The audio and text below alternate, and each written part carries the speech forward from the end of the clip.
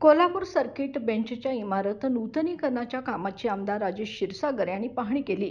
ही इमारत 150 वर्षांहून जुनी असून न्यायालयीन इतिहासाचा वारसा आहे। त्यामुळे या कामात दर्जेदारतेला प्राधान्य द्या अशा सूचना सार्वजनिक विभागाला दिल्या।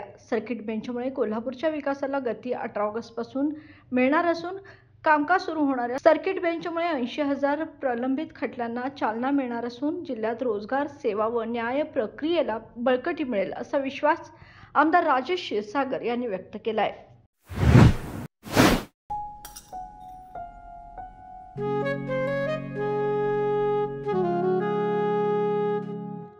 बाबा, आज येताना बासुंदी घेऊन या ना। अगं, कालच आपण आईचा वाढदिवस होता म्हणून आणली होती ना।